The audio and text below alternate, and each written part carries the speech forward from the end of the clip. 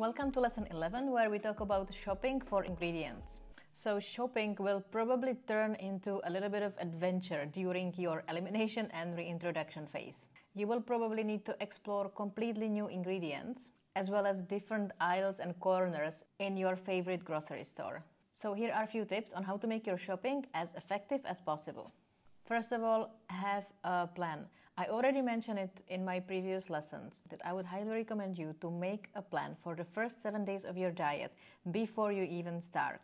So you plan all your meals ahead and you can extract a shopping list for ingredients from it. And you don't need to follow the same plan for week 2, 3 and 4. You can simply make adjustments and alterations to it. Second thing I would recommend you to do when you are in the grocery store is to simply shop for basic ingredients. Buy mostly wholesome and non-processed foods. Basically foods that don't even come with a nutrition label.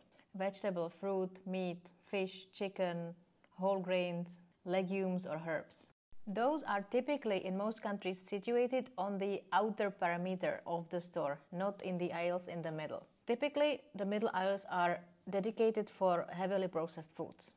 Try not to spend too much time in the aisles with the processed foods. The number of products available in stores these days is extremely overwhelming. You may get easily lost and confused. And the food packaging and claims that the producers make on the food packages can be very misleading. So remember, the more processed foods you buy, the more nutrition labels you need to read. In some cases, you will, however, need or want to buy a processed food. So if that's the case, flip it over and read the nutrition label very carefully and look at the list of the ingredients. There are a lot of common ingredients that are usually sneaked into those processed foods, such as corn syrup, hydrogenated oils, soy, wheat, or corn. The rule number 1 is do not trust the claims that are on the front of the food packaging. Gluten-free, keto-friendly, vegan, paleo, multigrain, all natural, no added sugar.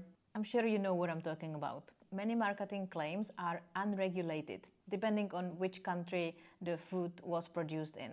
So you cannot easily make assumption on what is actually inside of the food just based on the claim that is on the front of the package, until you check the detailed ingredients list at the back of the package. And last thing I would recommend you is when you get back home, do a little kitchen makeover. Simply reorganize your fridge and pantry.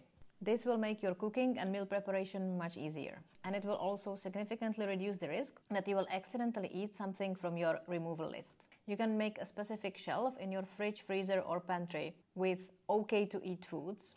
You can put green and red stickers on foods that are in your fridge or pantry. And I would also recommend you to print out your red and green lists and have them at some visible place in your kitchen. And you will also most likely experience cravings during your elimination or reintroduction phase. So I would recommend you to have some ready-to-eat snacks that are okay with your type of diet. So you can grab those when needed. So that sums up our lesson number 11. So I hope that by now you feel completely ready and confident to make your meal plan for the first 7 days, figure out the list of your ingredients for shopping and go and get prepared. See you in the next lesson.